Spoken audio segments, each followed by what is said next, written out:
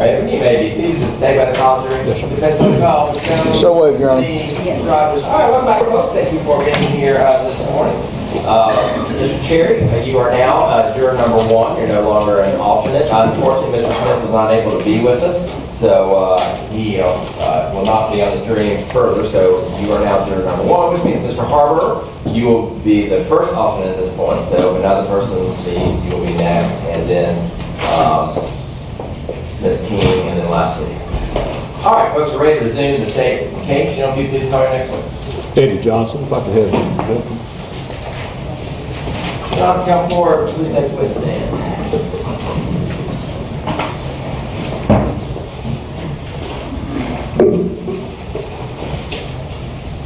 You please raise your right hand. You solemnly swear or affirm the testimony about to give in case now on trial be the truth, the whole truth, and nothing but the truth, so help you God. That's the officer.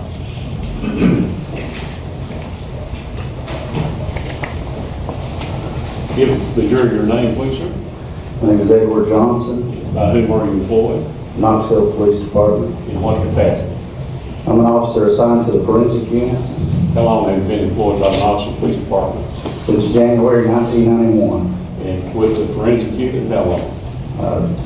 I started in that unit in 2001. And were you so employed back on December 17th and 18th, 2015? Yes, And do you recall what shift you were working? evening. Okay. And did you receive some calls that took you to certain parts of Knox County on that evening? Yes. Tell us about the first one. The first one was a shooting that occurred on at 238 Dallas Street. You recall about what time you were dispatched to that call? It was around 7:15, a little after 7. And if you could, to your left, look, see if the map we have displayed here, see if you recognize that area on this map. Heat it up a little bit.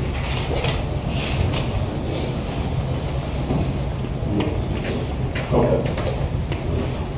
You probably should, therefore, I guess we can do that, as a number of exhibits. 475A. That's already in. I believe that's already in, isn't it? 473. Any objection to Hold on a second, let me. No, Your Honor, I thought that was already in, but I don't have any objection to it. It's not in. Okay. Objection, Ms. Lee? No objection. All right, I did 473. Now, if you can recall, tell us what happened when you arrived on that scene. Well, it was just there was a shooting scene and we had a victim that was struck that was inside the house. What did you do first when you got there? Just photographs. And tell the jury how you went about photographing the scene and any parts of it that became known to you. Well, you know, that's kind of standard. As soon as we arrive, you get the camera and you start taking pictures of the damage to the house, any evidence that you recognize, like cartridge cases on the ground or bullets. Of course, the victim, if the victim is at the scene, took pictures of the victim as well. Okay. I could approach the 3 boards that have pictures on them. Have you seen it?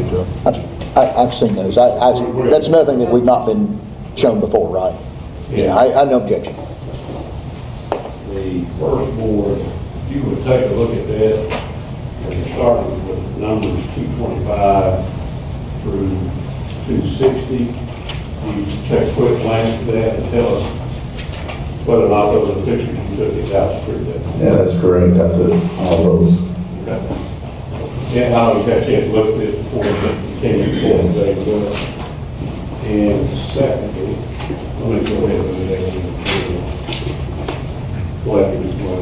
Yeah, we did admit that. Without objection, they'll be exhibits 225 to 260. And the second board was related as well to Dallas Street. Am I correct about that? As far as number 261 through 295? That's correct, yes. Okay. No objection. All right, without objection, they'll be 261 through 295. And we'll get to the other board in just a minute. If we could get the lights Then we'll go through these pictures.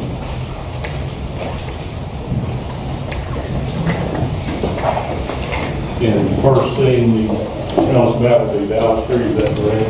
Yes. And tell us what we're looking there, number 225. Just the side of the house, that's the driveway and carport area. Does that picture depict something unusual for damage?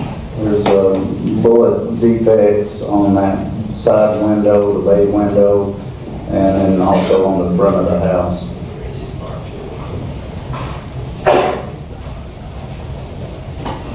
And the road corner.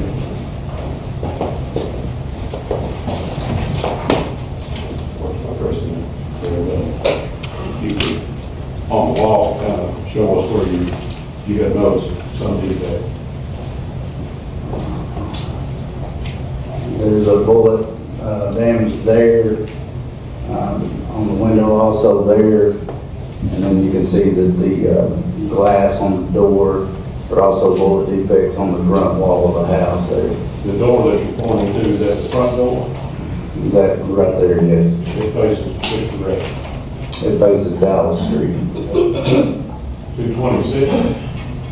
It's a closer shot of that window. You can see the bullet defect there, and there's one also in this area. 227? More damage just to the front of the house there. It's, Bullet defects as well? yes, 228? same thing. It's that same wall and then the front door. Are you able to tell from that picture about how many bullet defects are on that wall to the west of the building? Know for sure we had 3 in this area, and then we had 1 in the front door. 229? Just a straight shot of the house there, the front wall. 230? That's the side of the house. That street is Mansion Avenue, so that shot's from Mansion. Is that fence associated with that property at 238 Dallas? Yes. And does that picture give us a good look at damage there, or do you have closer pictures, you think? There should be some closer ones. There was a couple of defects on the side of the house there. 231? That's further down Mansion Avenue. That fence outside the chain link, and it encloses the rear yard or the backyard. 238 Dallas? Yes. 232? It's just more photos of that same fence, some graffiti painted on the fence there. And 233? It's just a closer shot of that. 234? And just moving further down the fence, more graffiti that was painted on that. And again, is that part of that fence still associated with that property at 238 Dallas? Yes, around the backyard. 235? Just another shot of that same graffiti. 236? And same thing, just closer. 237? Another view, you can see the back of the house there with the same fence. And is that as much of the entirety of the fence that you can capture with that photograph? Yes. 238? That's moving back toward the corner, and this quarter moves up that way, and then you have that no dumping sign, and then the stop sign there just past the house. And that intersection are what two streets, which is? That's Porter and Dallas there. Yeah, that Porter comes in at an angle, and then as you go past the house, it becomes Mansion Avenues. So where are you standing when you're taking this picture? That's on Dallas Street, just still in the front of the property of 238. Kind of looking toward that intersection, Yes, 239, closer photo of that side. 240, It's inside the living room at 238 Dallas. and what is visible damage-wise from this photo? And you can see the glass from that storm door. There is a bullet defect in the front door there, and then some defects on the wall as well as through the couch, top of the couch. And then this blind, that's that side window where the bullets struck as well. 241, A closer shot of the door and then the bullet defect there. that, from the inside looking out. Yes, on the inside. 242, Inside of that window on the side. 243, It's the couch. You can see the bullet damage there and then through the wall. 244, Same shot, the couch bullet defect and then the three in the wall there. That's the front wall of the house. and were you able to correlate those three inside holes to the outside holes on the outside of this wall? You can see them through the siding, yes. 245, It's further back in the house, just looking back toward that living room area. is there evidence of bullet defects that we haven't seen? Another there on that little half wall. 246, That's on the other side of that half wall that we just saw, the living room side. 247, And then moving, that's basically just showing from the front, moving toward the back of the house. It came out of the wall here. so you pass through the exterior wall, a bullet passed through the exterior wall, in through this wall, interior wall. Yes, it's traveling from the front of the house or the street and through the living room and through this wall toward the dining room, kitchen area. 248, That's in the hallway, and the victim, Lisa Perry, they were attending to her there. 249, That's after she had been transported. Miss Perry was lying there in the hallway just outside the bathroom. 250, And that's the bathroom. so she was laying just outside of, Yes, 251, it's a toilet, and the tank was struck by a bullet. The damage from that. and what did that cause? It flooded, the bathroom was flooded. You could see the hallway, the carpet was down where she was lying. The tank was ruptured and it would continue to try to fill, so it was just basically pumping water the entire time. At some point, they able to shut that water off. And we had to call to have the water. 252, That's inside the tank, and it's kind of hard to see. That's a bullet that's down in the bottom there. did you recover that bullet at some point in time? Yes, 253, it's a bedroom. It's a shot of the bedroom. There's a bullet defect up on the wall.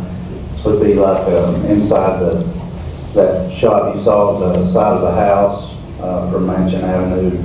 This would be the wall that faces Mansion.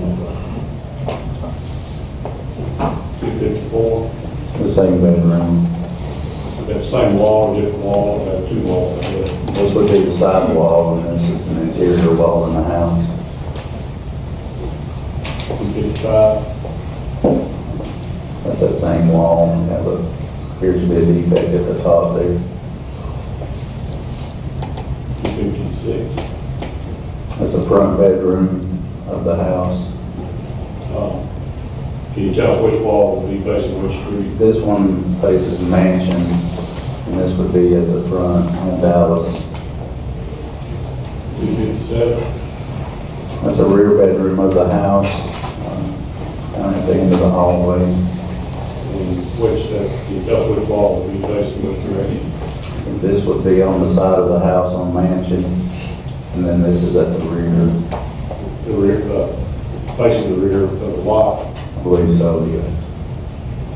258. That's just I was called in, they noticed this gun on the headboard of the bed. At the time, they didn't realize that it's not actual, I mean, it's like a BB gun, it's not a, Was there anything in that bedroom to indicate to you who resided there, was male, female, or anything such as that? that bedroom was supposed to be back, Brandon Perry's bedroom. And did you contact that item? No, 259?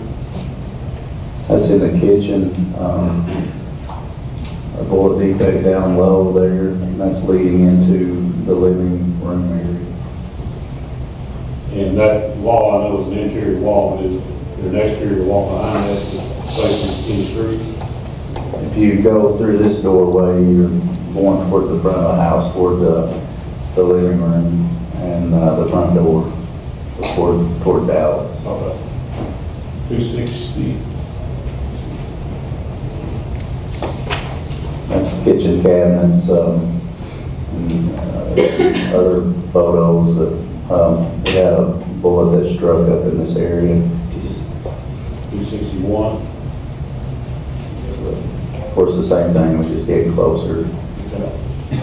262. And then that's that crock pot that was on top of the cabinet, and a bullet inside it there.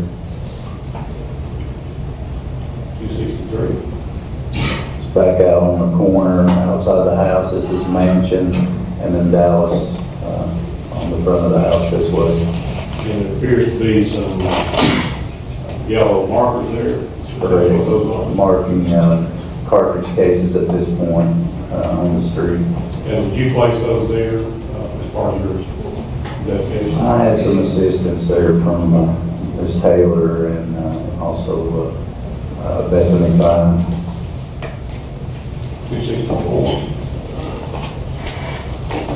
So another shot there with the cartridge cases marked, starting at the corner of the Mansion and then turning up Dallas.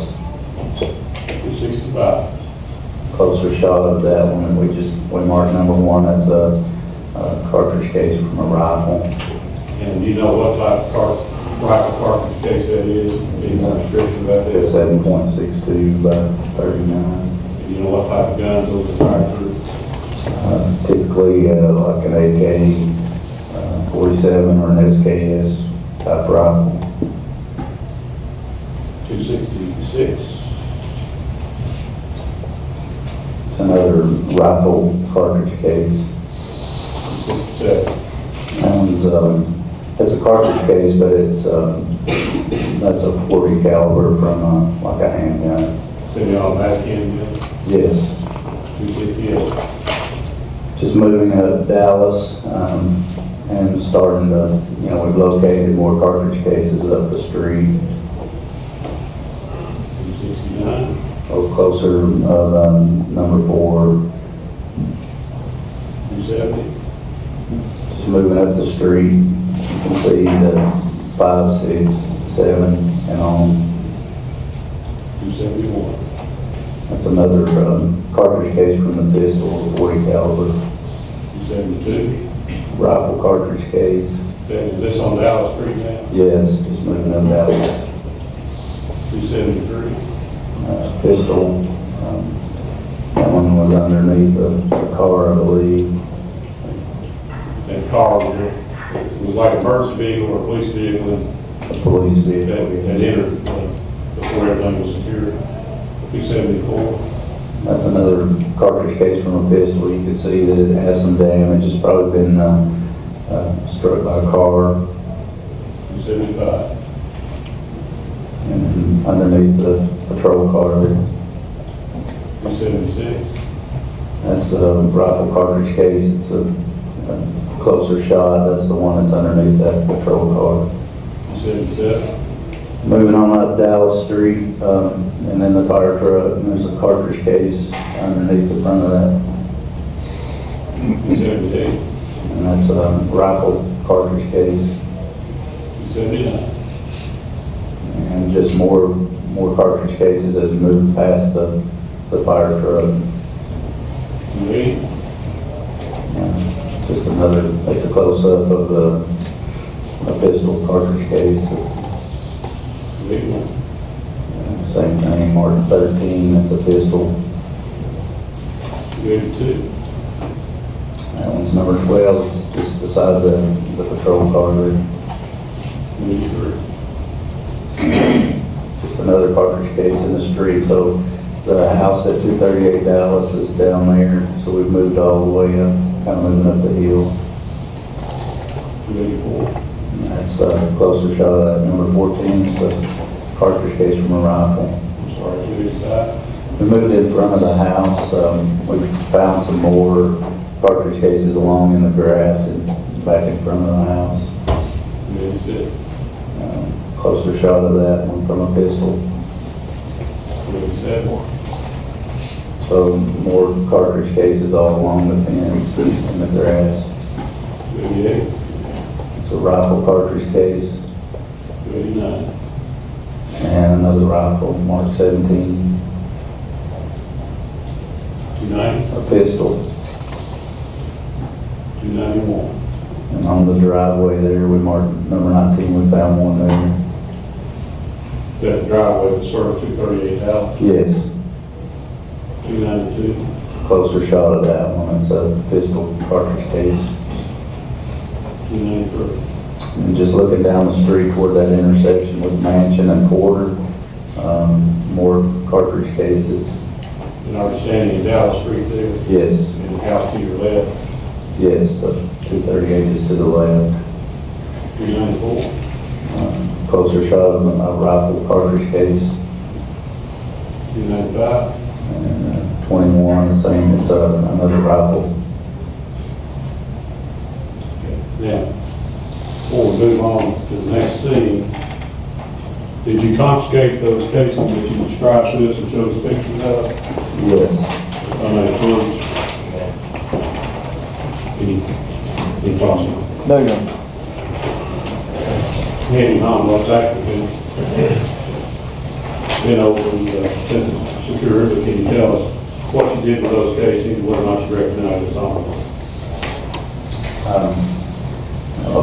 and we collect these cartridge cases from the scene. They're placed in the smaller envelopes, as you can see, and labeled with the numbers. And then all of them were then confiscated inside the larger, just to kind of keep everything together. This has my writing on it, and then it was sealed here. And on the front of that envelope that contains the smaller envelopes, did you note the number of different cartridge cases that are within that envelope? Yes, it's marked items 1 through 21. Of course, 21 cartridge cases from the street. And then there's a breakdown on the front of the envelope with the caliber and the numbers that coincide with that caliber, and between the rifle and the pistol cartridge cases. How many rifle cartridge cases did you collect? We had, before I say, 11, and then 10 pistol. 4 caliber 50. Yes. If you could select one of each out of that and open that back up so you can see what they look like a little bit up close. If you tell us which one you're looking for the record. This is number 14, and it's one of the rifle cartridge cases, the 7.62 by 39 is the caliber. If you want to maybe open the other one up and you hold one in each hand and we'll carry it. Number 15 is a cartridge case. It's a 40 caliber Smith & Wesson.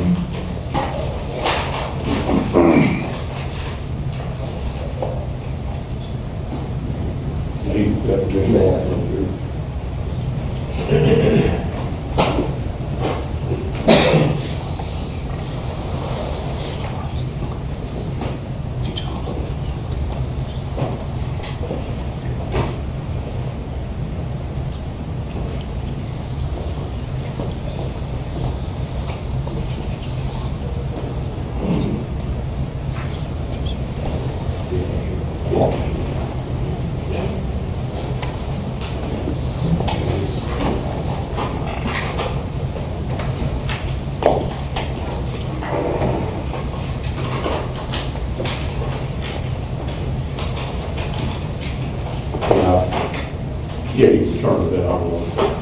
I believe we briefly opened it so we could assign an individual exhibit number for each of those properties. And I'm not sure what the. They're on the, when you take the envelopes out, they're all in the envelopes. They're on each envelope. That W2. Then which one? Start using.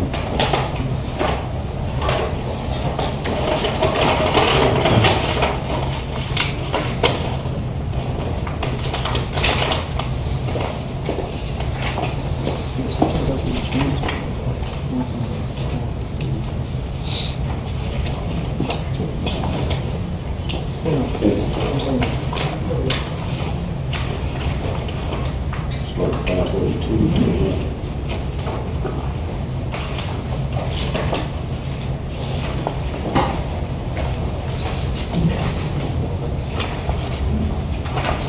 If you can you, let me pull all these out, to get the exact numbers on. Can you mark on this map, just kind of generally the area where all these cases were found, with not each individual one necessarily, but just the area that would include the circle or something that would include all these. That's something you can do for map and mark it.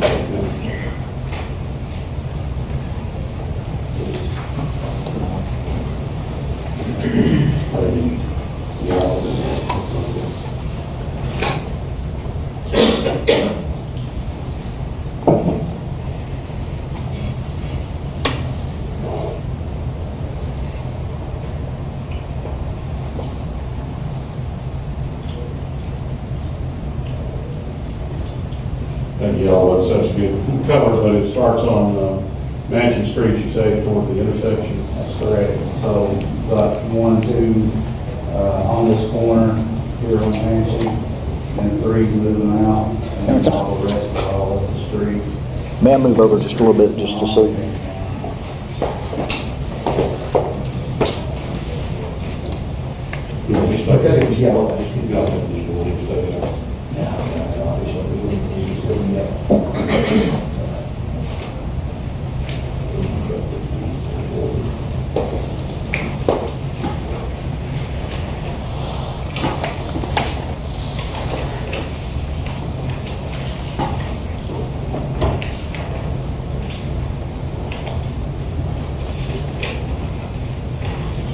So exhibit 1, or first case 1 is exhibit 537,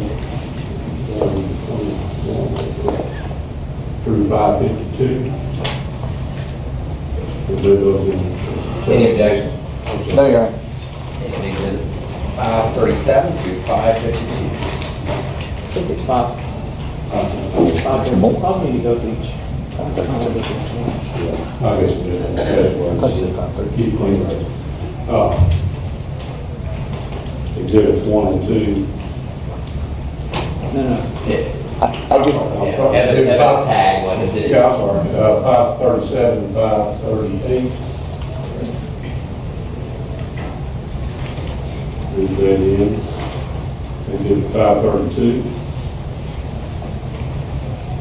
That's 533. Yes. 534. 552. 536. 540. 539. 541. 542. 543. 544. 545. 546. 547. 548. 549. 550. 551. And then 535 is one.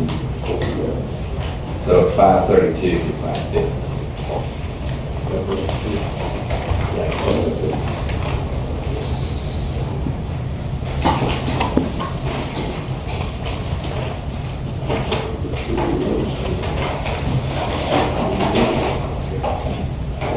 Now, at that scene, did you have occasion to come in contact with any Miss Perry's relatives? Like I said, when I first arrived and I started taking all those photographs, I was in the process of doing that when Brandon Perry came in the house. Of course, I noticed, somebody in the scene. He came in and stood there, looking at his mom being attended to, and so I did notice him. Did you notice anything odd about his behavior? He was just very quiet. Came in and just kind of just looked quiet. It was a little unusual to see. Usually at these scenes there's a lot of excitement when people are, upset. He seemed really calm. Do you know about how long he was there? Do you have a sense of that? Not very long. I know that investigator attempted to speak with him, and it was just real brief.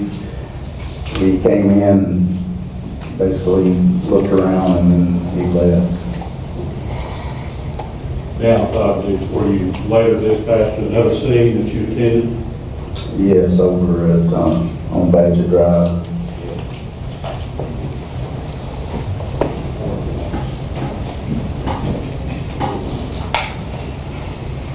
Tell us about getting that call. Remember where you were when you got the call? I was probably working on the stuff from Dallas Street. And tell us what you did when you got the call. I just responded to the scene there to assist. I wasn't the lead on that particular scene, but I went out to assist the other technicians. And what did you do at that point? Helped to locate cartridge cases that were in the street there, and then I also took some photographs of some damage in a separate apartment. Did you go inside the apartment to take photographs? Yes. But you had occasion to look at this more and contain pictures as well. Yes, I have. Beginning with exhibit 296 through 323. Yes, that's correct. We move this forward and exhibit. Any objection? No objection. 296 through 323. So what we're looking at is 296. That's just that other apartment that was damaged. We had the scene we're working with the victim and the other folks were there. So it was discovered this other damage, so I went over to take some photos of that. Is this be the actual apartment where the victim was? He was at, around behind that building, I believe. For 297? And then that's just the apartment there. You can see the front entrance. 298? Just a closer shot to be sure that we have the number, 2704. 290? It's inside a laundry room, and that there's some bullet defect there, and then also in the door. 300? Closer shot of that defect on the wall. 301? And then the door as well. Is that the same laundry room door? Yes, 302? closer of that bullet damage. 303? That's in the kitchen, leading out to the back side of the apartment. 304?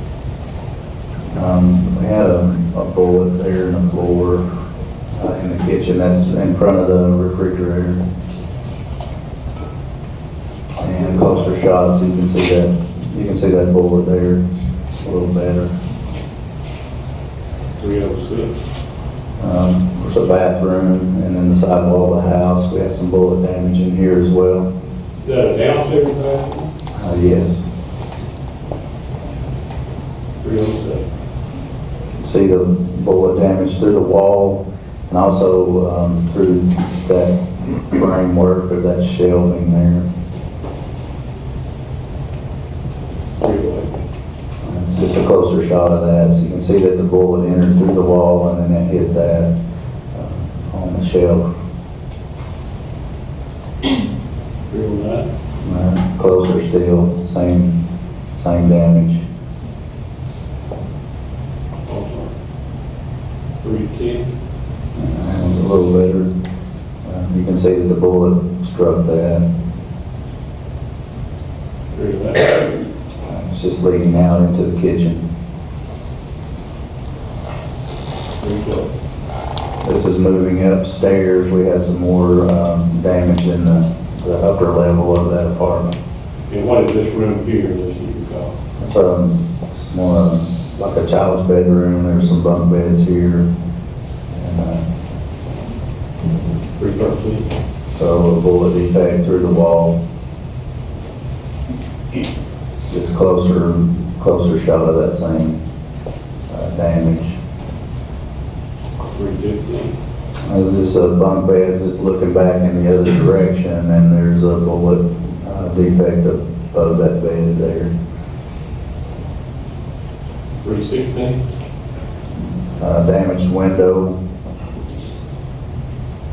Is that the same bedroom or different bedroom? That's a different bedroom. So the one with the bunk beds would be toward that front wall or the side. It would be like the side wall of that apartment, and this bedroom would be positioned just behind it, away from the street. 317. And it's that same window, and you can see the damage there.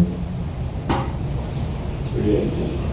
And just moving up, another picture of that same window that was broken. 319. See there, this is that back bedroom, so leading out into the hallway and toward the stairs, and then the bedroom with the bunk beds would be on the other side of this wall, Or the head, the top of the stairs visible from this photograph? right in there. And we're still up there, correct? Yes, 320. and that's outside, so outside the laundry room, and then that front bedroom would be coming through this wall. 321. Moving around to the back of the building, and then this apartment that was struck that we're talking about now was up here, and then on the side, Is that the back porch of that apartment? right there it is. 322. This is the window that was damaged that you saw on the inside. That's it there. And 323. Another photo of that same window was struck there, and then it's broken up there as well.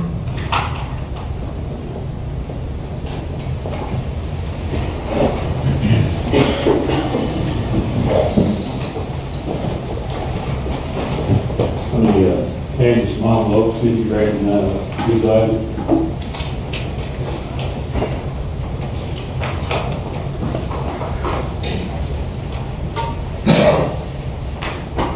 It's Exhibit 465. So it's labeled item 1, it's a bullet. Yeah, where was that taken from? This one was removed from the victim, Lisa Perry, at UT Hospital. So I was dispatched on January 28th to just recover that from the hospital. We'll do that. Or exhibit- No objection. Exhibit 465. What's next? Label exhibit number 563. I have it marked as item 24. It's the bullet that we saw inside the crock pot on top of the kitchen shelf. This is 563, we will. No objection. 563. This is exhibit 565. I labeled item 23. It's the bullet that was inside the toilet tank. Looking at exhibit 565. No objection. All right, very good. Question, the bullet, these are all from the Dallas Street. Yeah. Right? Correct, yes, Dallas. This last one is Exhibit 566, labeled item 22. This bullet was inside Lisa Perry's jeans, so she was in the hallway floor. The EMS workers, and they cut the jeans off of her, and then the bullet was just lying inside there. Exhibit 566. And next, take a look at this box and the front is. That's what we have.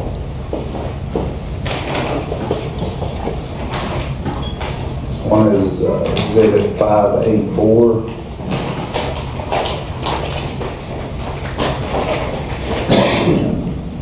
This bag contains the victim's jeans. That's Lisa Perry from 238 Dallas Street. We've got in Any objections? No objection. 584. I've got something on it.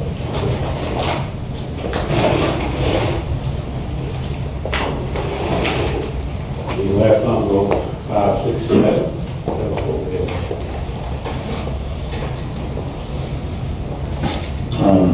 These were the bullets that I collected at 2704 Badger Drive, so apartment 716. A bullet from the kitchen floor, and then the bullet also from the bathroom floor. Yes, you saw, show pictures of, Yes. 567, Any objections? all these cases, the bullets and so forth, were they sealed, placed in an evidence vault Yes. for later examination? Everything was packaged and sealed. You can see where initial the tape, and then it's all submitted to the property unit. Do they remain sealed until somebody from the property unit or the ballistics unit takes it out and looks at That's it? correct. If they're examined by ballistics or whoever, then they would open it. Typically, they open it on the other end, and then they'll reseal it and put their initials on there. And those any other markings on there would have been done by them, is that correct? Yes. Pass with. Mr. Rogers, you gonna go first this time? Any questions? Probably all the questions for this judge. Mr. Jones, cross-examination?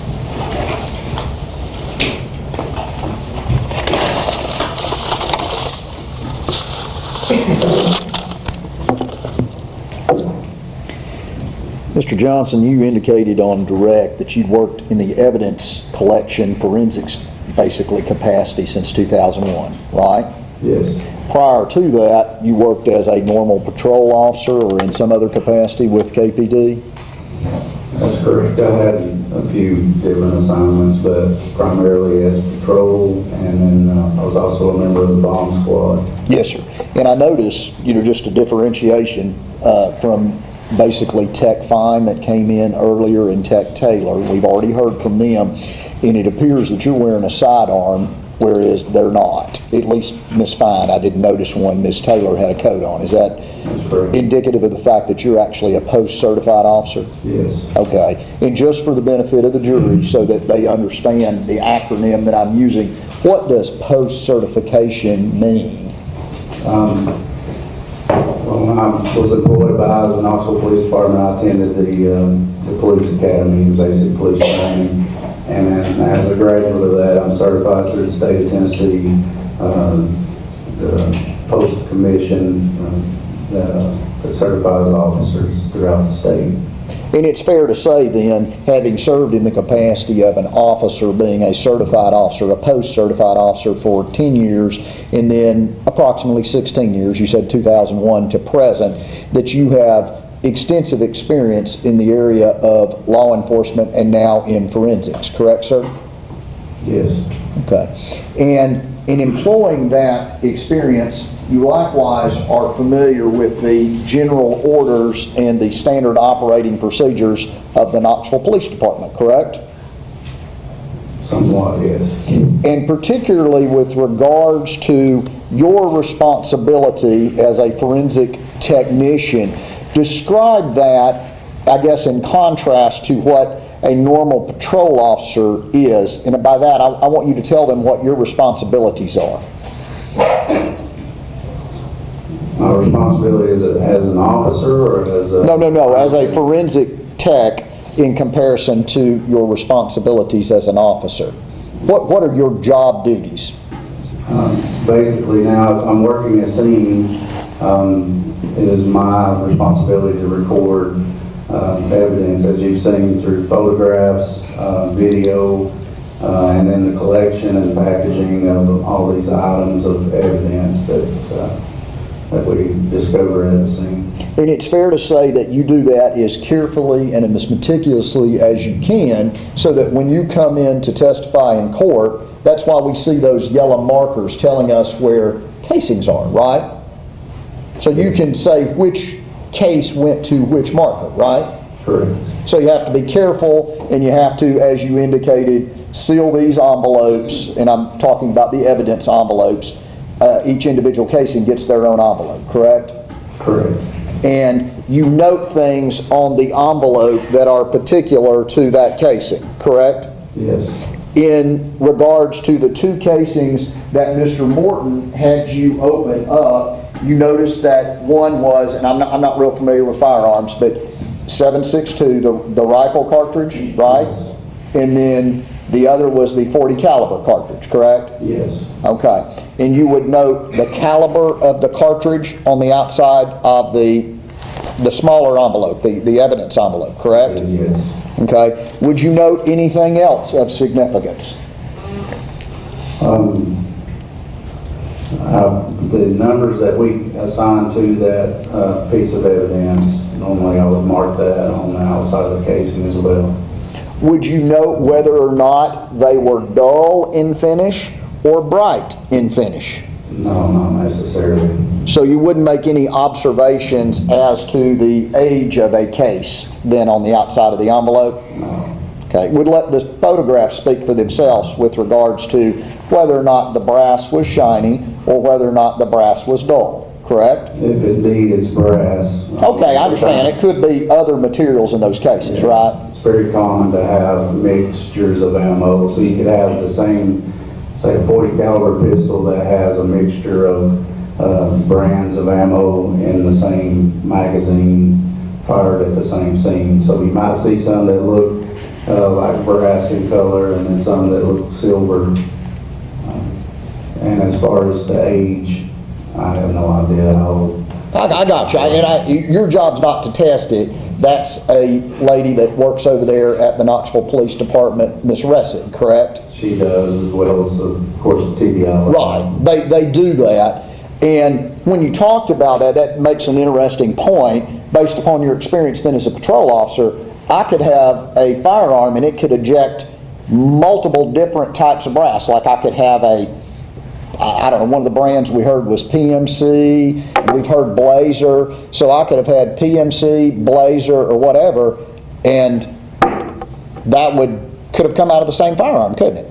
It's very possible, as long as it's the same caliber, so you could have that mixture. A lot of times folks are not so particular about what's loaded in their firearms. Right, and the same thing goes with when you are collecting the brass. You have no idea, because you're not there when it's fired, where it came from, do you? That's correct. And in fact, one of the things that you're taught relative to the general operating procedures and the standard orders of the Knoxville Police Department is the preservation of the crime scene, correct? Yes. And you want to make sure that it's not contaminated either by responding personnel or by other citizens coming in to that crime scene, correct? Ultimately, yes, that would be important. Okay. And by the very nature of those cartridge cases that you held up, albeit they're elongated, they basically are circular in nature, in your experience, correct? You're talking about just like a cylinder. Right. I mean, kind of like a glass or whatever. They're not tapered. I mean, they're circular in nature. If we look at the back, that's generally a circle, right? Yes. All right, and unless it's been squished, you showed that one up there that somebody run over, kicked, stepped on, or did something. They're generally circular in nature after they're discharged, right? Correct, yes. Okay, and you're familiar with what happens with circles. They roll, don't they? That's right. Okay, so they're not necessarily indicative of where a shot was fired, are they? That's correct. Where you see them in the photographs and where I collected them is where I found them. But that's not necessarily where they were when they first hit the ground. Right, it could have been officers running up to the scene, and they could have inadvertently, through no intention, and I by no means am implying that, they could have kicked them, they could have rolled, a car could have rolled over them, citizens could have rushed in there. There's no telling who all was there before you were there, is there? That's correct, yes. And, you know, I looked at some other things that you shot photographs of. You shot photographs of the fence there on Dallas Street, yes, sir? Is that right? Well, the fence was, was around the house, so you Right. had Dallas Street, you had Mansion Avenue down the side, so. Yes, sir. And you shot photographs of the outside of the fence, the fence that would have been facing the street, Yes, okay?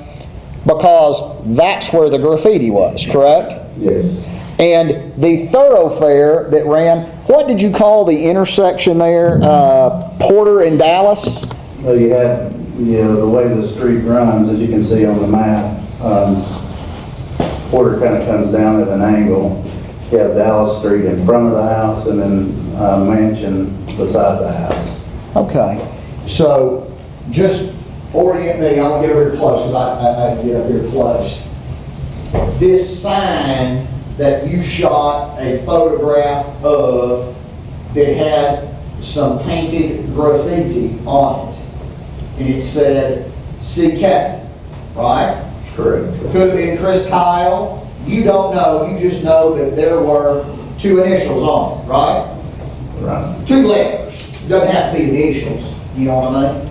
All right, where was that on this map? It's in that section there between Porter and Dallas Street. Would you So take and use this black marker, would you draw me a circle, or whatever color the judge desires? And where that sign will be, sir?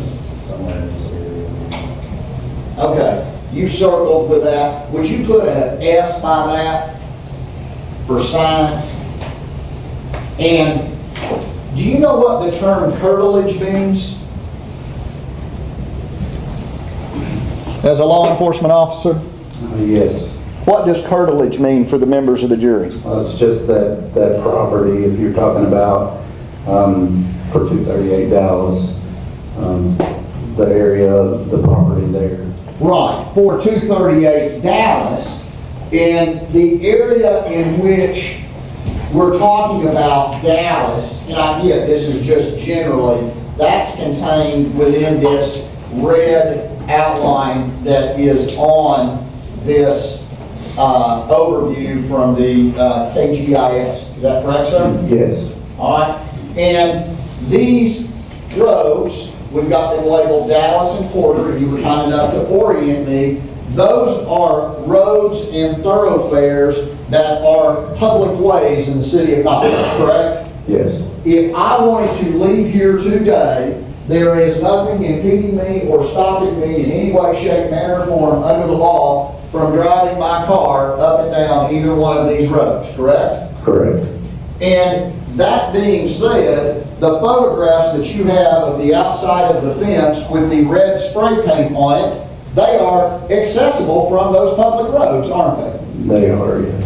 Okay. And it's fair to say, you don't know who spray painted that, don't know when it was spray painted, do you? Correct. And in fact, your photographs were taken fairly contemporaneously with the time that you were dispatched to investigate this shooting on Dallas, correct? Correct, yes. And that was at approximately what time? A little after 7 p.m. And if you don't know, it's fine, but could you tell the age of the paint that was utilized for the graffiti on the fence that was open to the public? No, I have no idea.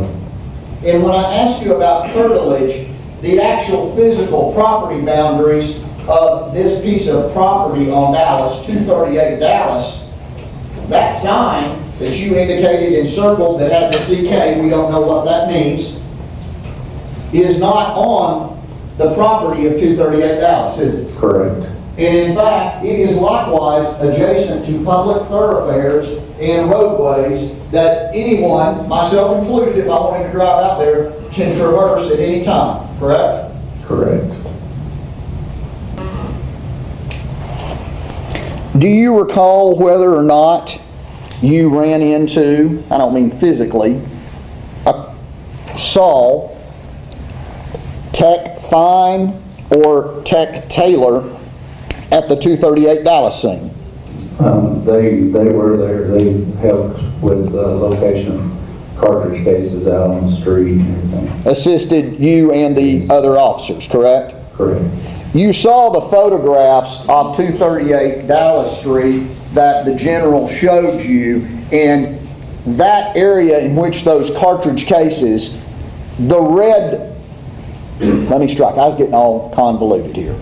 The red area that's outlined on that is not generally the crime scene. The crime scene includes everything where we find cartridge cases, correct? Correct. So it's fair to say that the fire truck, I saw one, and a police car, as well as other folks, they were actually, if you will, in the crime scene, were they not? That's correct. And again, it's important to maintain that crime scene so that it's not disturbed and it's not affected, right? Correct. And if I could see exhibit number 600, please. 9 court reporter. That's your.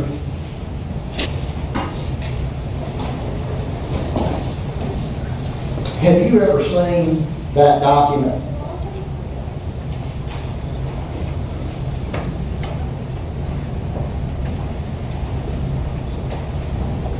In for the court's application, that's exhibit number 600.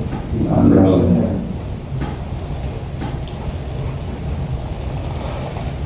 And where it says Crime Johnson, would that be you, sir? I believe so. And based upon information and belief, then the other text, Taylor, Fine, they're written down, correct? Yes. All right. And I see times of entry for other folks until we get down to Cook, Whitlock, Taylor, Fine, and Johnson. Who are Cook and Whitlock? That's actually Willock, and both are investigators, major crimes investigators. Okay. But there's no time of your entry or of these major crime investigators, is there? Not on that log, no. Okay. Why is a crime scene log important, sir?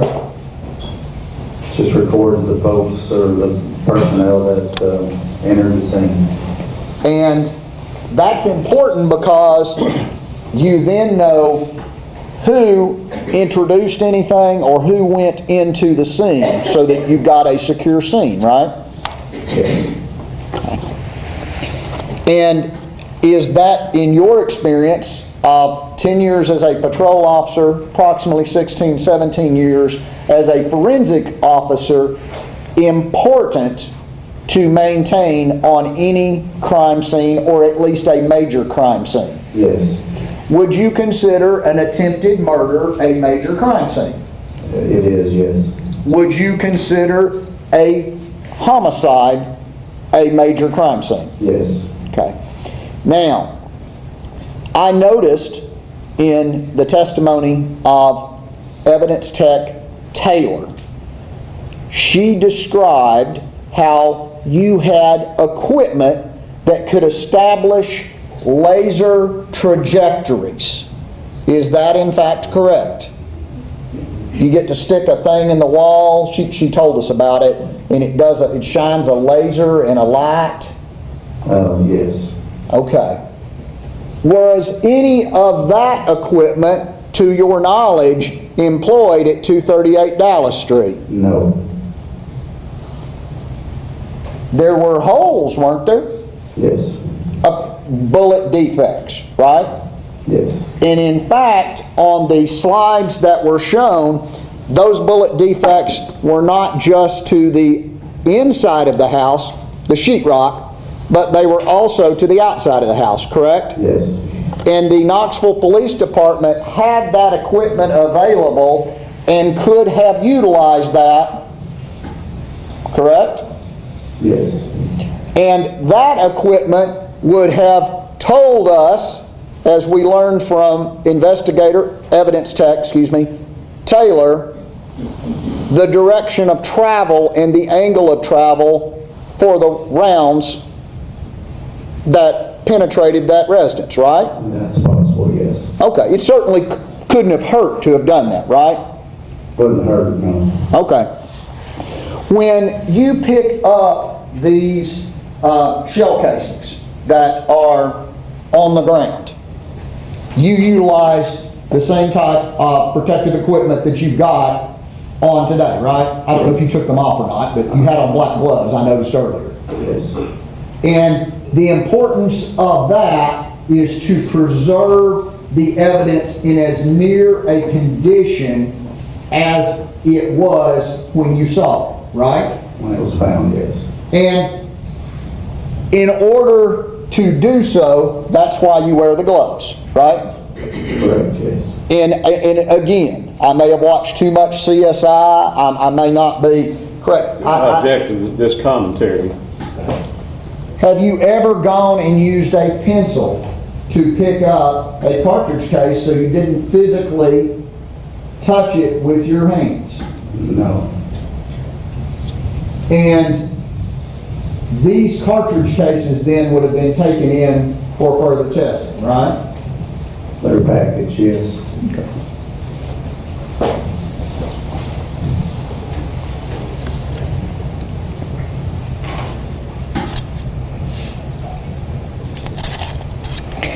I noticed in photograph number 238, and if I could see the map approaching with this board.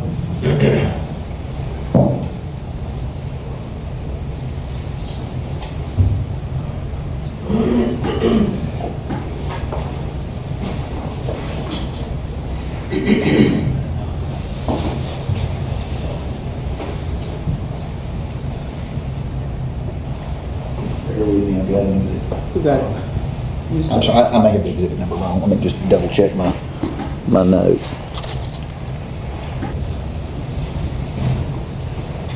I apologize. It's exhibit 303. Do you recall, and I'll spin this around for everybody to see it, which area these are photographs of? That's an apartment on Badger Drive. Right, that's not the Dallas Street, this is the Lonsdale area, correct? Yes, All right, and do you know, and it's okay, could be any of the three of them, who shot these photographs? This set of photographs? it appears to be the ones that I took All right, inside that apartment. and do you see this lady that's here in the apartment? Yes, Okay, she's not a member of the Knoxville Police Department, is she? that's correct. Okay, so that's either a citizen or a witness or somebody that's in the crime scene, correct? Yeah, that's a lady that lives in that apartment along with her children who were disturbed by bullets entering in the night as these I children were trying to go to understand, Your bed. Honor, that's not responsive to the question. You can answer yes or no, and that is not an explanation. Explaining who was there, Judge. No, it's not, Your Honor. I'm gonna deny your request if I can answer that. Go ahead and complete it. I'm sorry, Go ahead and complete You it. complete your answer. Are you done? I believe I finished it. Okay, I just want to make sure because I don't want to cut you off. Sure. Okay, so relative to these folks, what time of the evening then was that photograph shot? Right after the event, right after the shooting, that was that night. What time did you get there that night? I can't remember exactly. You weren't a first responder, right?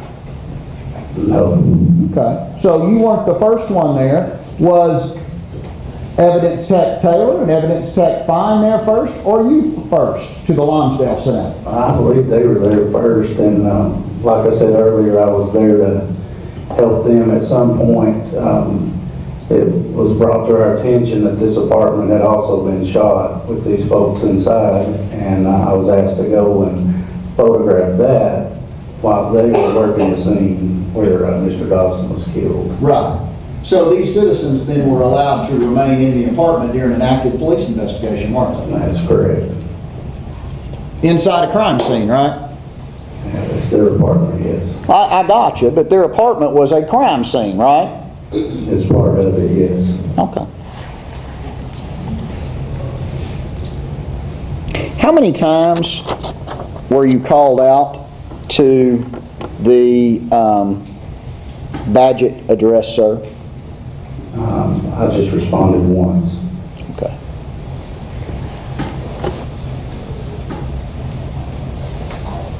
Did you assist with the laser calculations done relative to this matter, or was that Evidence Tech Taylor and Evidence Tech Fine?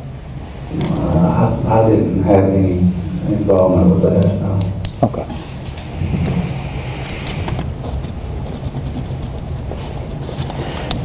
Who tended the deceased at the Lonsdale scene, sir? What do you mean by that? From an evidence tech standpoint, as far as who was there to attend the deceased until such time as the medical examiner's office arrived? I believe that Taylor and Fine worked that area. Are you sure of that? As far as the evidence collection part of it, Okay. What about the actual physical body of the deceased? I don't know the answer to that.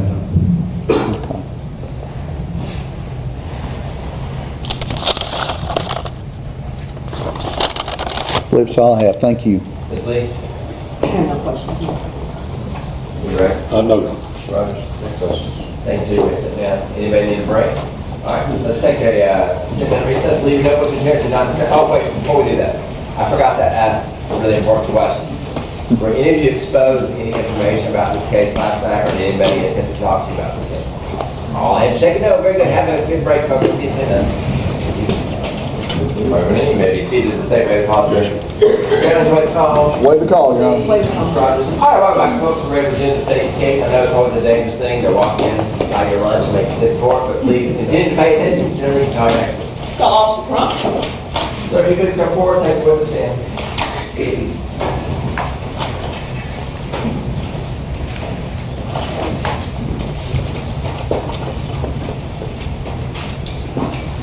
Please raise your right hand. Do you solemnly swear or affirm the testimony you're about to give in the case now on trial will be the truth, the whole truth, and nothing but the truth, so help you God?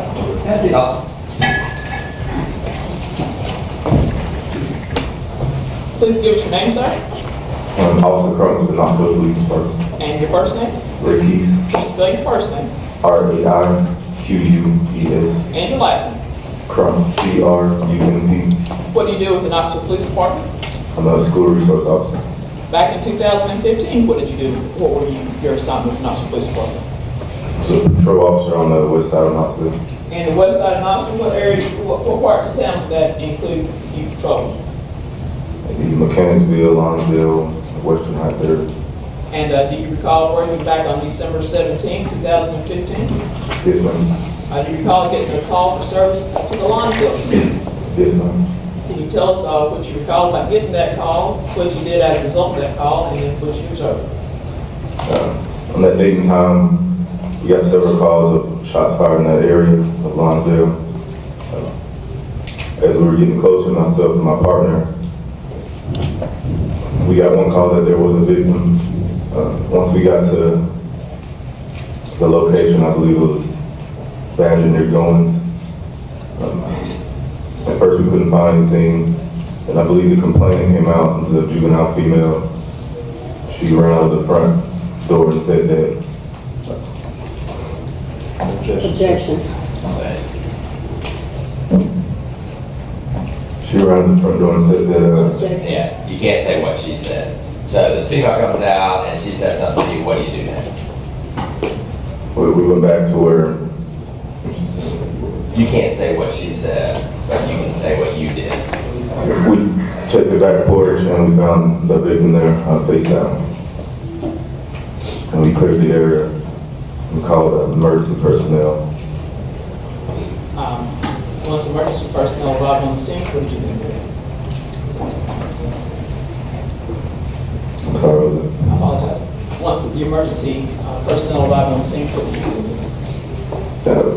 we continued to secure the scene. A crowd began to develop and we just helped people out there. Now, your in-car video was equipped with an in-car camera Yes, ma'am. and recording device. Yes, ma'am.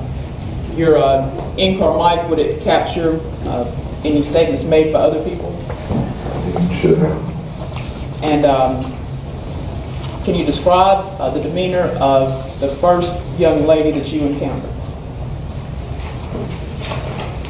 She appeared to be scared, concerned. Scared. And we're going to ask to play the first 8 minutes of this video. We believe they're excited utterances. Mr. Jones? No objection. All right, we are going to enter, what have we got, exhibit number? Yes, sir. Yeah, that's going to be exhibit number 461. It'd be about 8 minutes long. 461 will be Officer Crump's cruiser video. You may publish. Sir, directing your attention to the wall, can you tell us, actually it might be easier for you to look there, tell us the time, what's the current time? 22:16 hours, which is 10:16 p.m. Please.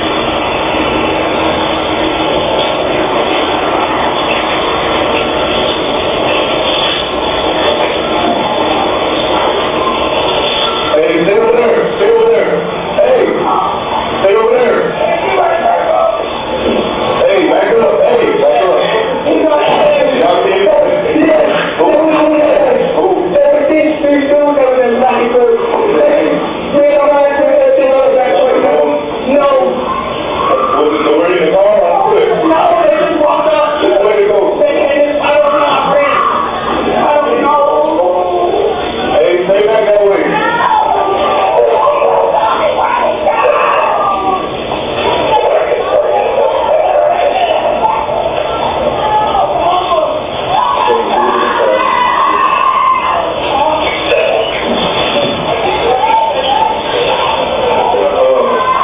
I'll get in front of the house, too. Hey, what's your name? What's your name? Where I'm going, John? Hey, come here, hey.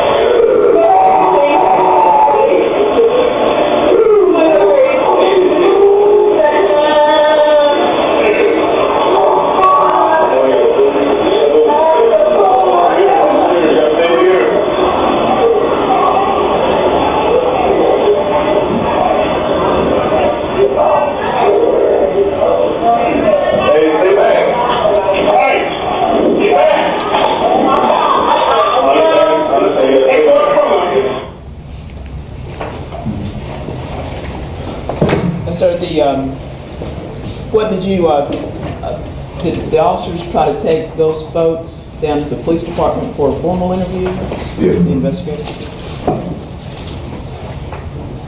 That's exhibit 461. Now, are you on to the crime scene tape? What's that? Did you put up the crime scene tape? I put up part of it, and then once the fire department got there, they helped us clear up part. Fair to say it was how would you describe that scene? Chaotic. Lonsdale, that's located here in Knox County. Yes, ma'am. That's what it's. Mr. Jones, cross-examination. Officer Crump, the view from your vehicle. Let me locate the diagram that we've got of that area over on that. If you bear with me. Okay.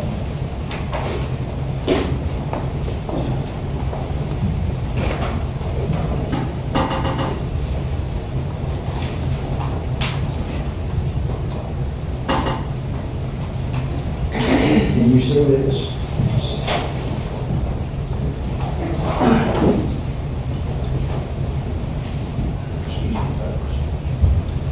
Can you see this? If you would, can you point, just so we can orient everybody, the direction where your car, let me stick to this. There's a camera in your vehicle. That's the video we just saw. It comes out the front of your cruiser. And so if we're looking out the front of your cruiser, then your vehicle has to be pointed in a certain direction when you park it. What I'd like you to do, if you don't mind, let me get you a marker.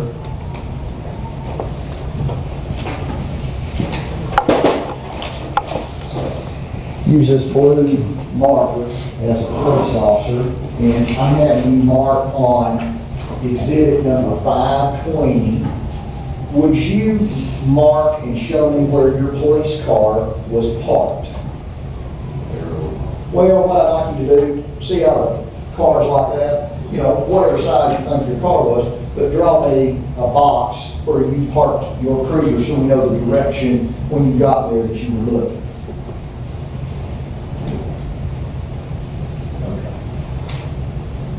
In order, and you've marked, would this be fair to say this is in sort of a southerly direction if we're orienting ourselves? Is that correct? And this road is labeled Goins, and this is labeled Badger, correct?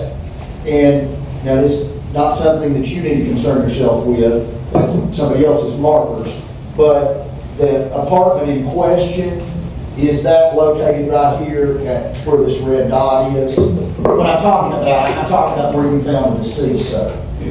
Okay. And so, in order to arrive there at the scene, you had to, I assume, you tell me, travel down Goins, correct? Yes, sir. All right. And when you respond to these scenes, what is the code that you respond to a shooting scene? Is there a code for it? Or 10 code? Yes, sir. 1081. Okay. And what is the type of traffic, if there is human life in danger, that police officers run when they are responding to it? I understand what you mean. Is there something called 33 traffic? What does that mean? We say emergency traffic words. We turn our lights and sirens on. Right, and you're allowed, with your lights and siren, as contemplated by the laws in the state of Tennessee, to exceed the speed limit, right? Yes. Because human life's in danger and they need police, right? Yes. So you would have traveled down this roadway, correct? Yes. Obviously observing for citizens and folks of that nature, but your goal was to get to this area as soon as you could to assist these citizens, correct? Yes. Were you the first car on the scene, sir? Yes, sir. Myself, my partner. And that's where we hear you knocking on the video that council introduced on the door and identifying yourself as a Knoxville Police Department officer, or is that one of your partners? That's myself. And you wear, you can have a seat, I just want to make sure that we're oriented. You wear a device on your body such that even when you're not in the car, it picks up your verbal interaction, correct? Yes, sir. Microphone. And it's fair to say that that microphone picks up not just your interaction, say you're talking to me now and we were outside of a police car, but it picks up the background noise and the other voices that are in the area, correct? Yes, sir. And we heard some of those on this, correct? And what that microphone picks up is sound, right? Yes, sir. And you described this scene as being a chaotic scene, right? Yes. Did you see, and this would be then in the direction that your car was facing, a number of folks walk in front of your car. Yes, sir. Did you hear yourself or one of the other officers there make a statement to the effect of get back or back up, something to that effect? Yes. What was the purpose of that statement? Like I said, we found the victim on the back porch. And To preserve the crime scene? yes, preserve the crime scene. Right, because- Keep people out of the crime scene. I apologize, I'm interrupting. Yeah, we have to keep people out of the crime scene. Right. And why is that important? And to preserve evidence. And evidence can be shell casings on the ground. Yes. Evidence can be the actual physical body of the deceased. Right? And how long have you been a Knoxville Police Department officer? For 3 years. And in order to be a Knoxville Police Department officer, it requires what's called post-certification, correct? Yes. You receive training, Yes. and they teach you what you need to know to be a police officer to safely protect the public and to protect yourself, correct? Yes. They also teach you about the importance of crime scenes, correct? Yes, sir.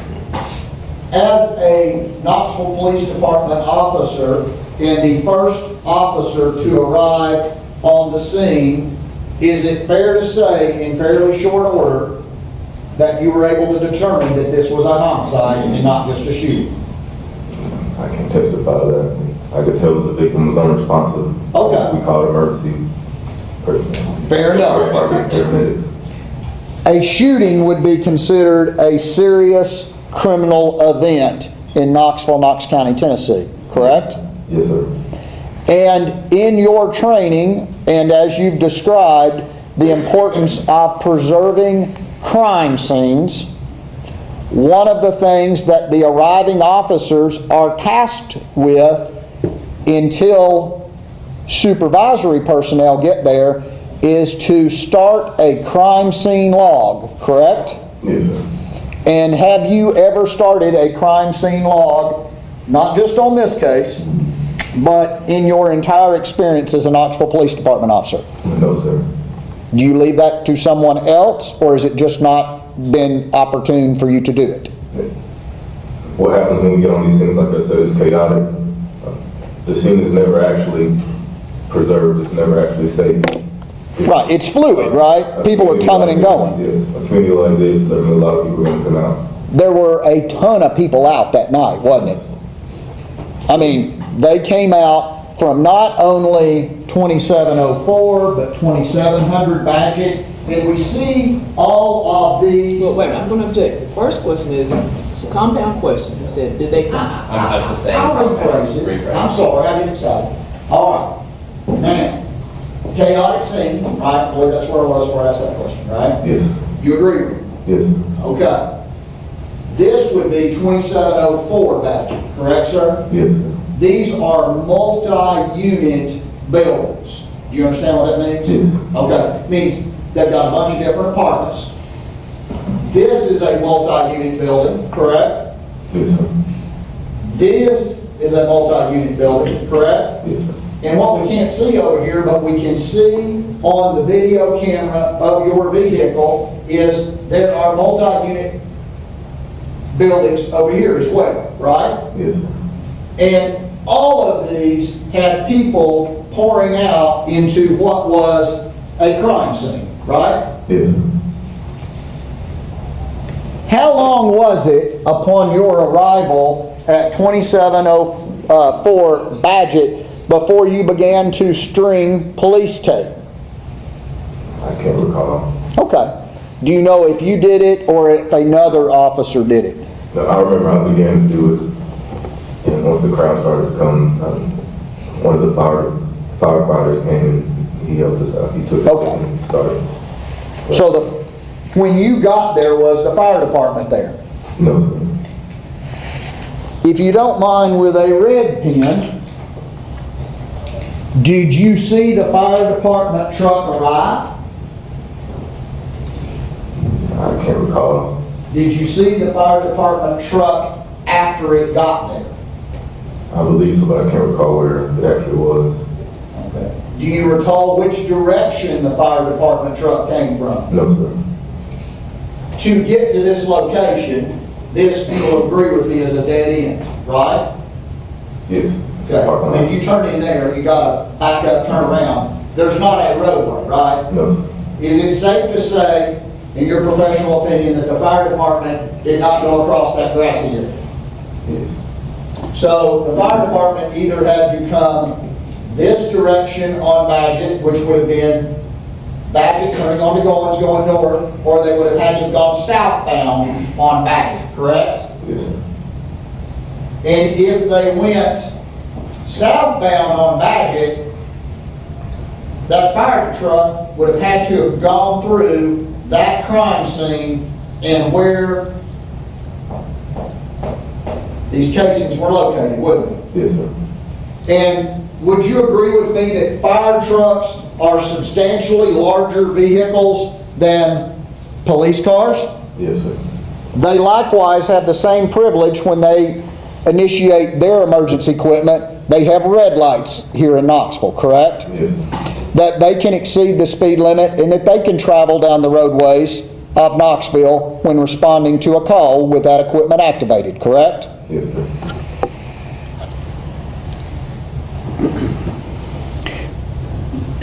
Who was the other officer, and by that I mean by name, that arrived contemporaneously with you when you went up to the door at 2704 Badgett and knocked? Officer Josh Compton. Okay? And did he have a separate cruiser or was he in your vehicle? We had a separate cruiser. Okay. And it's fair to say y'all got there at about the same time? Yeah, he was behind me. Okay. When he parked his vehicle, where did he park his vehicle? I can't remember specifically, I just know he was behind me Okay. when I stopped. And if you then traveled down Goins Drive, it's fair to say then this other officer, Compton, right? Yes, He would have had to have traveled down Goins Drive as well. yes, sir. He had his emergency equipment on as well, didn't he? Yes. Do you know if Officer Compton started a crime scene log? Not to my knowledge. Do you know if anybody started a crime scene log? Not to my knowledge. When you got there and you had this interaction that we've seen on the video clip from your cruiser, no one told you who, and I'm talking by name, did this, did they? No, sir. Nothing further. Ms. Lee?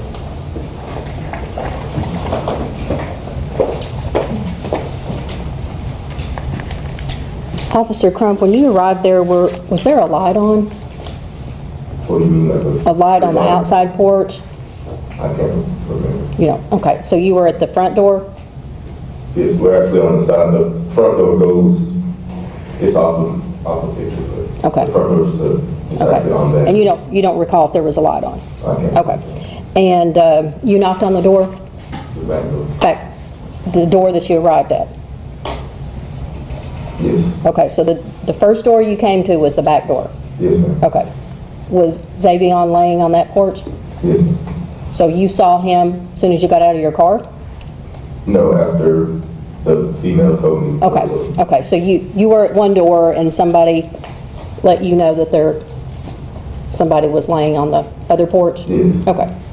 And do you recall who it was that you saw? Laying down. The female? Yes, I don't know her name. You don't know. I can't remember. Okay. Was it a young girl? Yes. Okay. It's a juvenile. Okay. And so then you went back and discovered the body? Yes, ma'am. Okay. And how was Mr. Dobson laying? Face down, unresponsive. Face down? Okay. Was he laying flat? Yes. Okay. Was anyone next to him? No, ma'am. Okay. And did you touch him? Yes. Okay. Were you checking to see for his vitals? Yes, ma'am. Okay.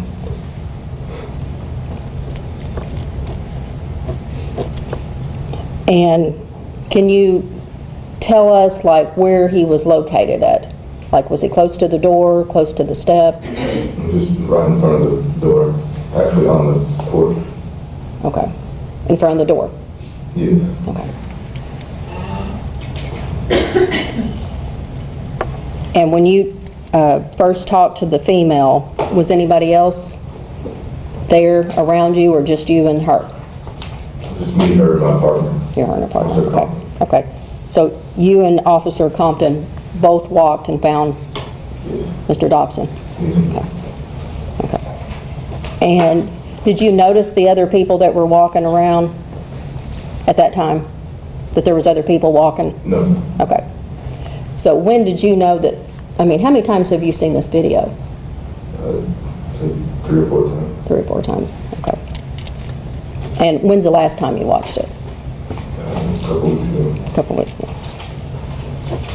And so the people that are in the video, you have no idea who they were? No. Okay. And how many other people did you see besides the female? When she initially came out, it was just her. Okay. That I recall. Okay, and then did you talk to anyone else? Not at the time, no. When the crowd started coming up, yes. Okay. Someone from the house or in the I'm yard? not sure where they came from. Okay. You're not sure where the people came from that you were talking to? No. Just the one female that came out initially. She came out of the actual apartment. How many people did you talk to? I can't recall. Okay. Did you write down names? No, ma'am.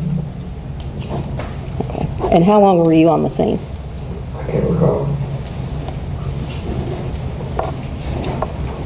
And when you got to the scene, what were your responsibilities? Preserve life, try to preserve life, and preserve evidence on the scene. And when you got there, did you know there had been a shooting? Yes. So you kind of knew what to expect? I mean, we had gotten calls of a shooting, and there was a possibility. Okay. So,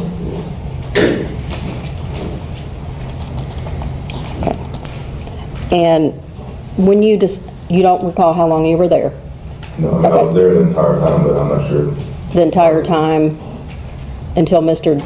Dobson was taken, or when you say the entire time? How long were you there? I can't recall. Okay. That's the time I can't recall. Okay. So did you witness them pick up Mr. Dobson? I believe so. Okay. Did you see anybody else touch Mr. Dobson? No. Okay.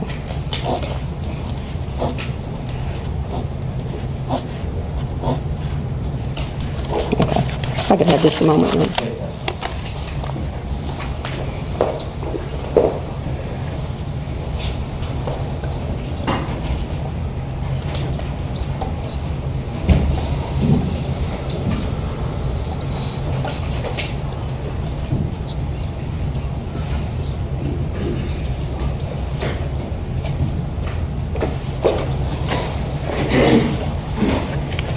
And while you were there, did you get any kind of,